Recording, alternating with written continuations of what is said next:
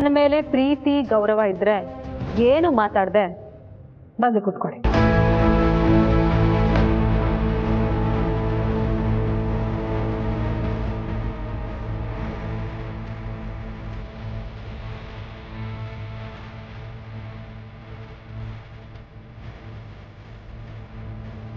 ಸಿಕ್ಕತ್ತೆ ಬಡ್ಸಿ.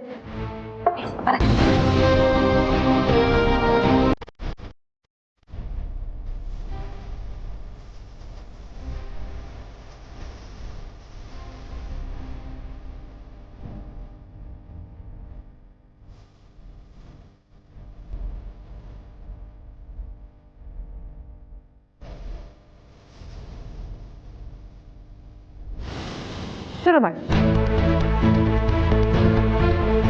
ಬೇಗ ಬೇಗ ಮಾಡಿ, ನಾವು ಊಟ ಮಾಡ್ಬೇಕು. ಸಿಕ್ಕತ್ತೆ, ನೀವೆಲ್ಲರೂ ನಿಧಾನಕ್ಕೆ ಊಟ ಮಾಡಿ. ಸ್ಟಾರ್ಟ್ ಮಾಡಿ.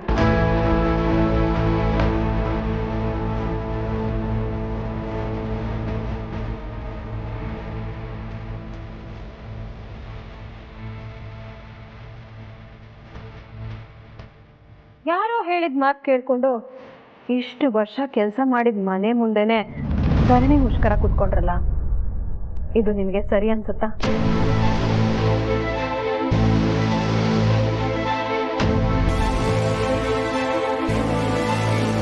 ನೀವು ಹಠ ಸಾಧಿಸಿದ್ರಿ ಅಂತ ನಾನು ನಿಮ್ ವಿರುದ್ಧ ಹಾಗೆ ನಡ್ಕೋತೀನಿ ಅಂತ ನೀವು ಅನ್ಕೊಂಡಿದ್ರಿ ಅನ್ಸುತ್ತೆ. ಇಷ್ಟು ದಿನ ನೀವು ಈ ಸೌಂದರ್ಯನ ಒಂದು ಮುಖ ಮಾತ್ರ ನೋಡಿದ್ರಿ. ನನಗೂ ಒಳ್ಳೆ ಮನಸ್ಸಿದೆ, ಮನೆ ಕೆಲಸದವ್ರ ಮೇಲೆ ಕಾಳಜಿ ಇದೆ ಅಂತ ಇವತ್ತಾದ್ರೂ ನಿಮಗೆ ಗೊತ್ತಾಯ್ತಾ? ಗೊತ್ತಾಯ್ತು ಮೇಡಮ್. ನೀವೆಲ್ಲರೂ ಸಂಬಳಕ್ಕೆ ಕೆಲಸ ಮಾಡ್ತಿರ್ಬಹುದು, ಆದ್ರೆ ನೀವಿಲ್ಲ ಅಂದ್ರೆ ನಾವಿಲ್ಲ ಅನ್ನೋ ಸತ್ಯ ನನಗೆ ಚೆನ್ನಾಗಿ ಗೊತ್ತಿತ್ತು.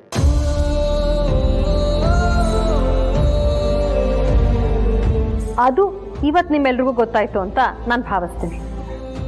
ಅದಕ್ಕೆ ನಾನೇ ನಿಮ್ಮೆಲ್ರಿಗೂ ನನ್ನ ಕೈಯಾರೆ ಅಡುಗೆ ಮಾಡಿ ಬಡಿಸ್ತಾ ಇರೋದು. ನಿಮ್ಮೆಲ್ಲರ ಪ್ರೀತಿ ನನ್ನ ಮೇಲೆ ಹಾಗೆ ನಮ್ಮ ಮನೆ ಮೇಲೆ ಯಾವಾಗಲೂ ಹೀಗೆ ಇರಲಿ ಅಂತ ನಾನು ಕೇಳ್ಕೊತೀನಿ. ನಿಮ್ಮನ್ನ ಇಷ್ಟು ದಿನ ಬೇರೆ ಥರನೇ ಅರ್ಥ ಮಾಡ್ಕೊಂಡಿದ್ವಿ ಮೇಡಮ್, ಆದರೆ ನೀವು ಇಷ್ಟೊಂದು ಒಳ್ಳೆಯವರು ಅಂತ ನಿಜವಾಗ್ಲೂ ಗೊತ್ತಿರಲಿಲ್ಲ. ನಮ್ಮ ಪಾಲಕ್ ನೀವು ದೇವರಾಗ್ಬಿಟ್ರಿ ಮೇಡಮ್.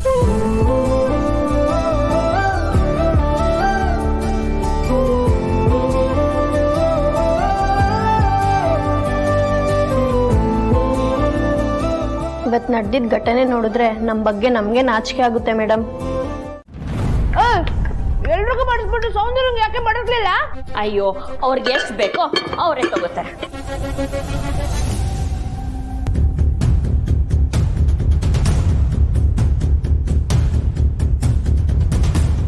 ಅವರು ತಿನ್ನೋದ್ರಲ್ಲಿ ತುಂಬಾ ಪಕ್ಕ ಅಲ್ವಾ, ಲೆಕ್ಕ ಎಲ್ಲ ಇರತ್ತೆ ಅಲ್ವಾ ಮೇಡಮ್?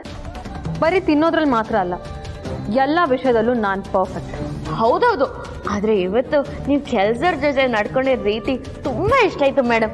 ಇನ್ ಮುಂದೆ ದಿನ ಹಂಗೆ ನಡ್ಕೊಳ್ಳಿ ಮೇಡಮ್. ರುಚಿ ನೋಡ್ರ. ಅಡುಗೆ ರುಚಿಯಾಗಿದೆ ಮೇಡಮ್. ಏನೋ ನೀನು ಒಬ್ಳೆ ಚೆನ್ನಾಗಿ ಅಡ್ಗೆ ಮಾಡೋದು ಅಂತ ಬಿಲ್ಡಪ್ ತಗೋತಾ ಇದ್ದೆ. ನಮ್ ಸೌಂದರ್ಯ ಇವತ್ತು ನಿನ್ಗಿಂತ ಚೆನ್ನಾಗಿ ಅಡ್ಗೆ ಮಾಡಿದಾಳೆ ಗೊತ್ತಾ? ಹಾಗಾದ್ರೆ ದಿನ ನೀವೇ ಯಾಕೆ ಅಡ್ಗೆ ಮಾಡಬಾರ್ದು ಮೇಡಮ್?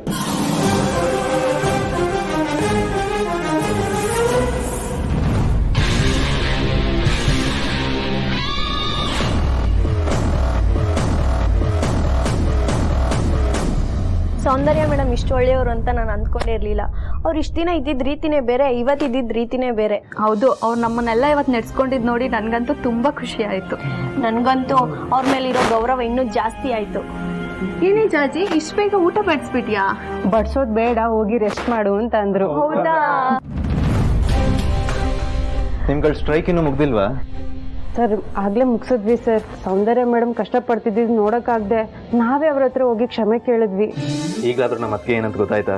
ಹ್ಞೂ ಸರ್, ನಾವೇ ಅವ್ರ ಬಗ್ಗೆ ತಪ್ಪಾಗಿ ತಿಳ್ಕೊಂಡಿದ್ವಿ. ಆದ್ರೆ ಇವತ್ತು ಮೇಡಮು ಅವ್ರ ಕೂರೋ ಜಾಗದಲ್ಲಿ ನಮ್ಮನ್ನ ಕೂರಿಸಿ ಊಟ ಹಾಕಿದ್ರು. ಹೌದಾ? ಹೌದು ಸರ್, ನಮ್ಗಂತೂ ತುಂಬಾ ಖುಷಿ ಆಯ್ತು. ಯಾವತ್ತಿದ್ರು ನಮ್ಮ ಅತ್ತಿಗೆ ಗ್ರೇಟ್. ಹೌದು ಸರ್.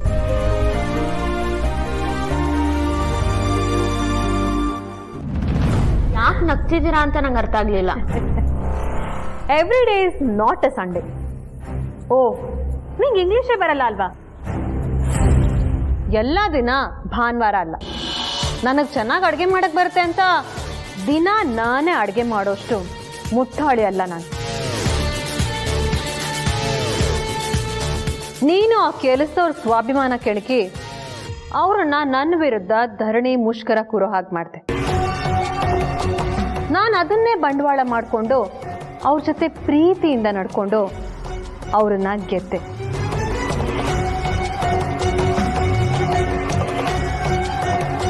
ಈಗ ಅವ್ರೆಲ್ಲರ ಪಾಲಿಗೂ ಈ ಸೌಂದರ್ಯನೇ ದೇವ್ರು. ಅನ್ಕೊಂಡೆ ನಮ್ ಸೌಂದರ್ಯ ಯಾರ ಮನೇನೂ ತಲೆ ಬಾಗಲ್ಲ ಅಂತ. ಅಂಥದ್ರಲ್ಲಿ ಕೆಲಸದವ್ರಿಗೆ ಯಾಕೆ ಇಷ್ಟೊಂದು ಮರ್ಯಾದೆ ಕೊಡ್ತೀಯಾಳೆ ಅಂತ. ಏನೋ ಹೇಳ್ತಾರಲ್ಲ, ಹಾವು ಸಾಯ್ಲಿಲ್ಲ ಕೋಲು ಮುರಿಲಿಲ್ಲ ಅಂತ. ಹಾಗಾಯ್ತು ಇವತ್ತಿನ ಬೆಳವಣಿಗೆ. ಶಕ್ತಿಯಿಂದ ಆಗದೆ ಇರೋದನ್ನ ಯುಕ್ತಿಯಿಂದ ಮಾಡಿ ಗೆದ್ದಿದ್ದೀನಿ. ಪಾಪ ಇವ್ರನ್ನ ದೇವ್ರ ಅನ್ಕೊಂಡಿರೋ ಅಮಾಯಕರಿಗೆ ಈ ತರ ಮೋಸ ಮಾಡ್ಸಿದಾರಲ್ವಾ. ಅದಕ್ಕೆ ಚಿರು ಬಾ ಊಟ ಮಾಡಿ ಕೂತ್ಕೋ. ತುಂಬ ಲೇಟ್ ಆಯ್ತಲ್ಲ. ವರ್ಕರ್ಸ್ ನಿಮ್ಮನ್ನ ತುಂಬಾ ಹೊಗಳ್ತಾ ಇದ್ರು. ಓ ರಿಸಲ್ಟ್ ಹೌದು ಅದಕ್ಕೆ ಎಲ್ಲ ಮನೆ ಹೊರಗಡೆ ಸೇರಿದ್ರಲ್ಲ, ನಾನೆಲ್ಲೋ ಇನ್ನೂ ಸ್ಟ್ರೈಕ್ ಮಾಡ್ತಿದ್ರೋ ಮುಷ್ಕರ ಮಾಡ್ತಿದ್ರೋ ಅಂದ್ಕೊಂಡೆ. ಬಟ್ ಅವ್ರು ನಿಮ್ಮ ಬಗ್ಗೆ ತುಂಬ ಹೇಳಿದ್ರು. ನೀವು ನಮಗೆ ಸಿಕ್ಕಿರೋದು ನಮ್ಮೆಲ್ರಿಗೂ ಹೆಮ್ಮೆ ಅದಕ್ಕೆ.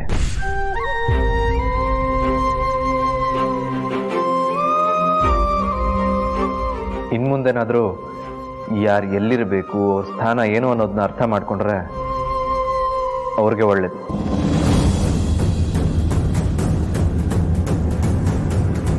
ಇಷ್ಟು ದಿನ ನಿಮ್ಮ ಬಗ್ಗೆ ಇದ್ದ ಕೆಟ್ಟ ಕಲ್ಪನೆ ಇವತ್ತು ಬದಲಾಗಿರ್ಬೋದು ಅನ್ಕೋತೀನಿ. ಹಾಗೆ ಈ ಮನೆಯಲ್ಲಿ ಯಾವತ್ತಿದ್ರೂ ಅತ್ತಿಗೆ ಮಾತೇ ನಡೆಯೋದು ಅನ್ನೋ ಸತ್ಯ ಗೊತ್ತಾಗಿರುತ್ತೆ ಅನ್ಕೊಂಡಿದ್ದೀನಿ.